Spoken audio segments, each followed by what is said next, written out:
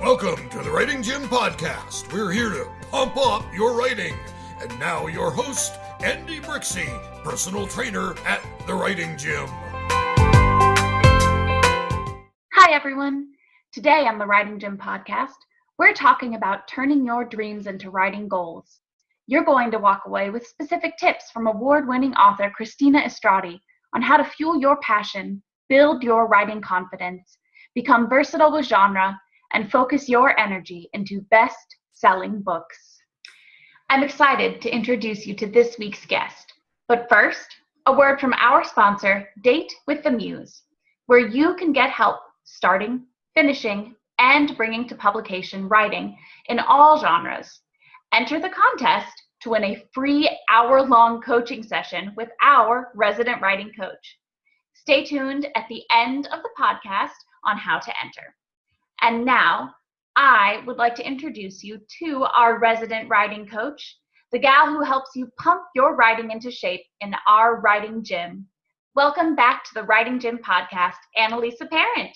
Thank you so much. It's wonderful to be here, and I'm so excited to pump up your writing. All right, guys.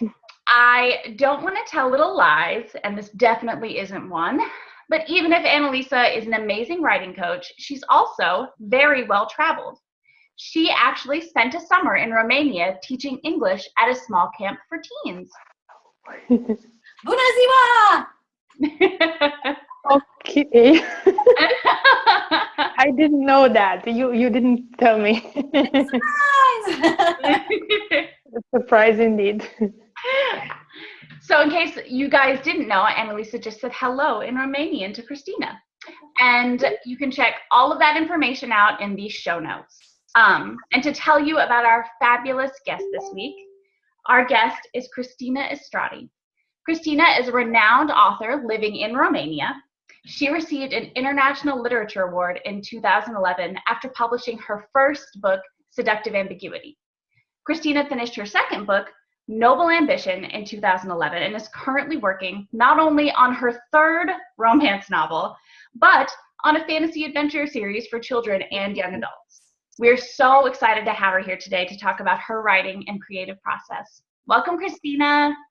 Welcome, Andy, and thank you so much for having me here. It's really fun. I am enjoying it a lot, and I'm looking forward to see how everything will unfold and hopefully be an inspiration for every person who's listening to our interview. That's fantastic. Great. So, Cristina, I'm really interested in the fact that you write in multiple genres. Can you tell us about your writing process for your first book and what your inspiration was? Wow. Oh, God. My first book. I'm going to tell you how I started. I like to think it's a bit unusual. Really? Yeah, well, it's still surprising for me even today. But anyway, how I started writing was actually through a dream that I had. Like literally, it was a dream I had during the night. It was back in 2007 in August, when I just dreamt myself writing books, and that was it. And in the next day, I just grabbed the pen and some sheets and I started writing.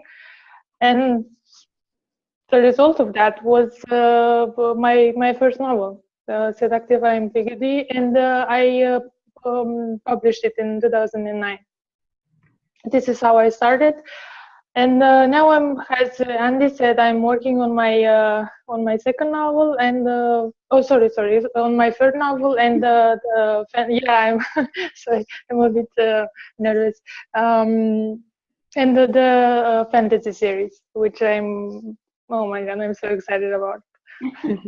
When you first started writing, Cristina, did you get any, you had this dream and you decided to start writing. What was that like? Did you start working and get like feedback, advice from like friends or peers? How did that whole process start for you? Actually, when when I was writing the first novel, um, I didn't get any feedback. I mean, I was so into writing. I was so absorbed by the story and by the characters and what I was doing there that it didn't even cross my mind to actually ask a friend, tell them something like, look, I'm writing something. If you would like to look on it and give me some feedback, that would be fine. No, I didn't do that. I just went for it. Wrote the book, and at the end of it published it, and that was it. I think it was one of the best things I could have done, because you never know, maybe somebody would have told me, this is, I don't like the story, or it's not good, or something like that, and that might have discouraged me a bit. But I'm happy that I didn't. It didn't cross my mind to ask for feedback to anybody. Just did it on my own. That's a really interesting point, Cristina. I'm glad that you brought that up, because I think it's really helpful advice for the writers who are listening. One of the things that I talk about a lot is the difference between the creative process and the revision process, because they're two very different functions. And when we're in the creative process, it's really important not to let that feedback in, or for the feedback to only be positive feedback. And Andy, we'll make a note of this, and we'll include a link to the article where I talk about this in the show notes. But I love that you've pointed out that difference. It's really important as a writer to know when to let that feedback in and when it's time to just really be in that creative zone and creating. So thanks for bringing up that really valuable tip for our listeners. Oh, you're welcome. Another thing I want to touch on that you said is, people have this dream of becoming an author. And I love it that your dream was a literal dream. I mean, that's just so beautiful. So make it happen. That is that's magical. I love it. Yes. As I was saying, I'm still amazed, even though it's been already, 9 years? Oh my God. Wow, 9 years. Yeah, 9 years since I had that dream. And when I think about it, it still amazes me, because it was amazing how everything started. You just have a dream, and then what? You just start writing. You just start following it the next day. But what I can tell you, ladies, is that was no ordinary dream. That I can tell you. I mean, it was much more profound than usual night dreams. You just dream something, and then maybe in the next day you don't even remember what the dream was or what you dreamt about. But that dream it moved something inside of me, and I knew I just had to act on it, because it wouldn't leave me at peace. I mean, it was like, okay, I have to do something, because it was too powerful. And I am really, really glad that I didn't let it go and just took action on it. Oh, I am too. And, that's such an inspiration for our writers and listeners to really think about, to follow that impulse, to follow that dream. And I mean, look at where it took you. This is amazing. Not only are you a published writer, but you're an award-winning writer. And that is just amazing. And, good for you. Kudos. That's super awesome. So talk to me a little bit, Cristina, about what it's like to come out with your debut novel and to win an award right away. How does that impact your writing life? Wow, that's a good one. Well, well, obviously, the first thing is that it gives you confidence a lot. I mean, it was wow.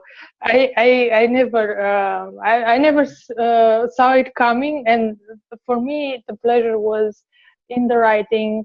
Was about writing that book. I never dreamt. I mean, it never crossed my mind that I will actually get an award for my debut novel. But it works.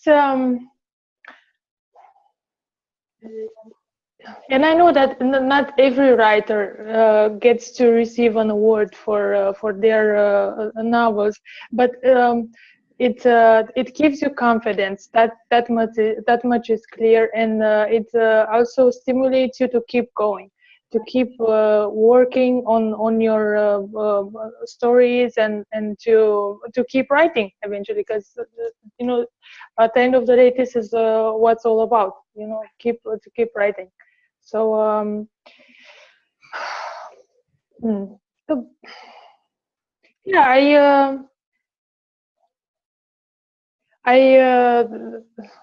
wow, sorry, it's so many words come to me. I just don't know which one to choose. I need to relax a bit and just allow my mind to settle and choose the right words.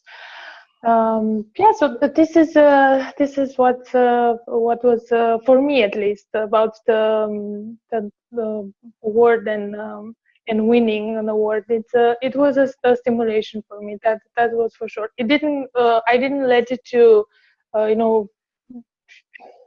change me, as in don't know, maybe become a little bit arrogant or anything close to that. No, not at all.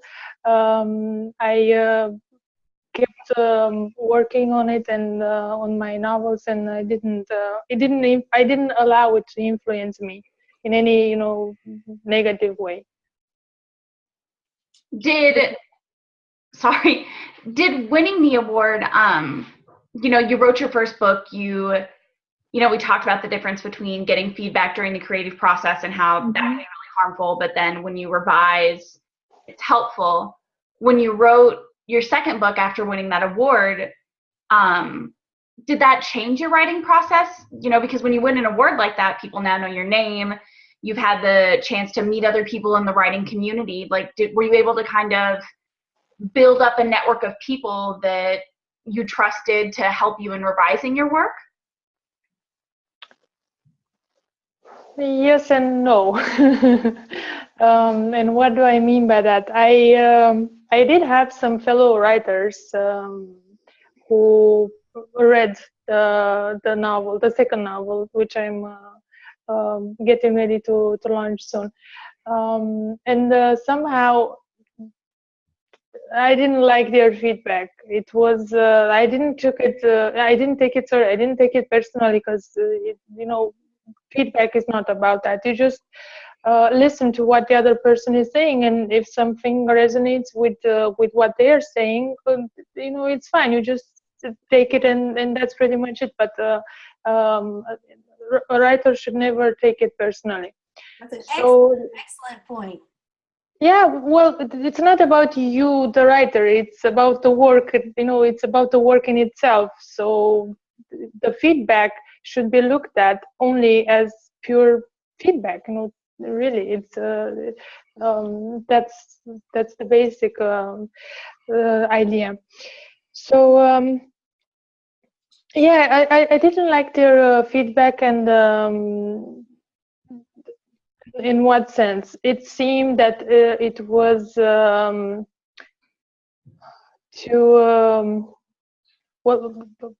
it was too general.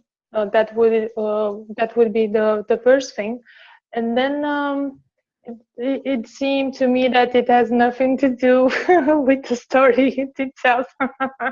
It had nothing to do with the novel that I wrote. It was like they were talking to me about some other novel.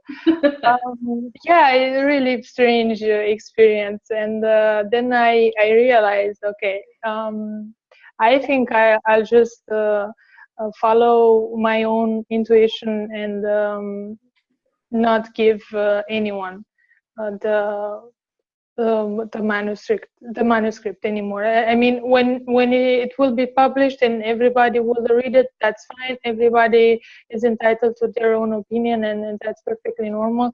But before publishing it, I made this commitment to myself. I will never give it to someone to read it.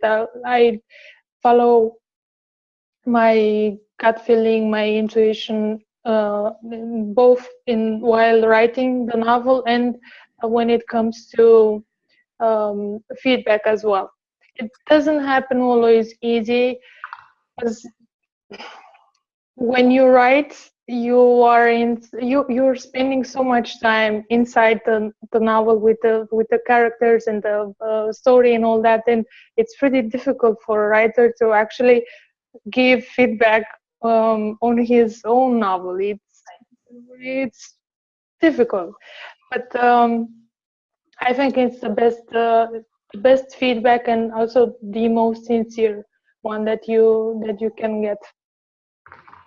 That's a great point. And you brought up a lot of really good advice for writers. And one of the things that you mentioned, Cristina, was around writing on a regular basis. So what is your writing habit? Do you do it first thing in the morning every day, or how do you make that commitment to yourself to be writing regularly? I do write every day. This is the first commitment to myself as a writer. For me, it doesn't matter whether it's in the first part of the day or in the afternoon or in the evening.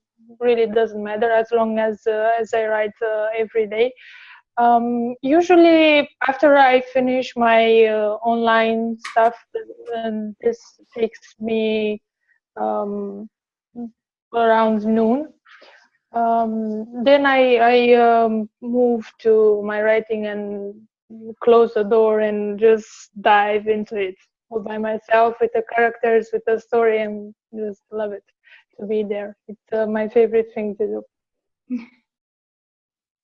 Great. Yeah, I mean, that passion is something that we hear from writers over and over again as we do these interviews, is that it's not just a discipline, but there's a real passion behind it, that people feel like they've missed out on something if they miss a writing day. I've heard that too. Yeah, writers are such complex creatures, and everyone is unique in their own way, and every writer writes in his own way. I know writers who wake up at 2 a.m., make themselves a huge cup of coffee, and they start writing. Mm-hmm. I wouldn't be able to do that. I need my sleep. I need my sleep during the night, and then I can work as much as possible, or as much as needed during the day. This is how I function. So yeah, we're different. And I guess this is actually where the beauty is also, because diversity is beautiful, and it's a nice thing to have around. I think that my favorite thing so far that you've talked about, Cristina, has been following your own intuition. I think that as writers, you talked about it too, about how, you get so wrapped up in writing, you kind of become part of your stories. And, trusting yourself and knowing, really believing in what you're doing makes such a difference. And I think that a lot of writers, I know I struggle with it, you have this incredible, when you're writing something, you're so involved in it, and you get all of this self-doubt of like, oh, is this right? Oh, I don't know if it's right. And you have to constantly, go back and forth. And I'm just wondering, you're so strong in saying, I follow my own intuition. When I get feedback, I, make sure and don't take it personally, because I know what's right for my book, and I know that that's what I'm doing and what I want to do. And I'm just wondering how you got there. As a writer, we struggle with that stuff all the time. Like, how did you develop that strong sense of intuition and just know what's best for your writing? Right. Good question, Andy. Wow, good question. And oh my God, you oh my God, this is you really nailed it. Wow. Phew, okay. It's a very good question. I need to repeat it. how did I get here? Well,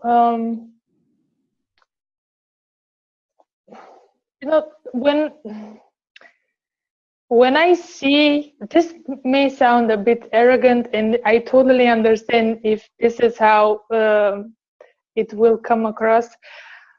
But when I see what I'm writing, when I see the product of my work, I just feel confident about it. I don't know where this confidence comes from, but something so strong, as in the story, I mean, so strong story and so beautiful. It cannot be something random. It gives me confidence, and I know that many writers have an issue with this. I've heard many of them saying this as well, just like you said, Andy, because they struggle with this, with having confidence in what they write. What I can say is for them to dispatch doubt and focus only on the writing. You know,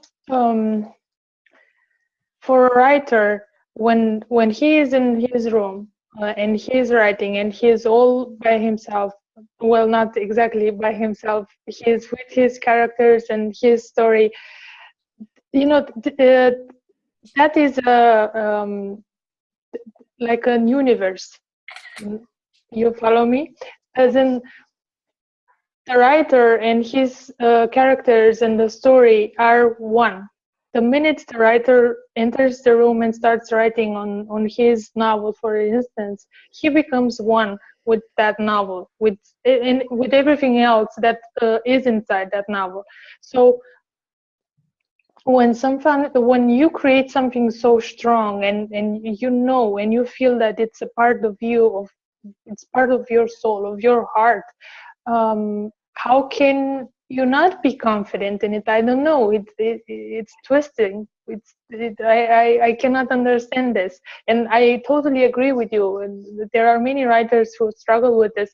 But if you ask me, it's only a perception of their don't know, mindset, their ego, maybe an ego which is not so firmly built. Maybe they have all kinds of limiting beliefs that prevents them to actually, be wild when it comes to whatever they are working on, be it a short story or novel or movie script or whatever. It's a bit difficult to explain, because something like this, I don't know, maybe somebody should invent some out of the ordinary, extraordinary words, so that we writers can actually explain how this process is happening. But I do hope that you ladies got my message, so to speak, what I wanted to convey. Yeah.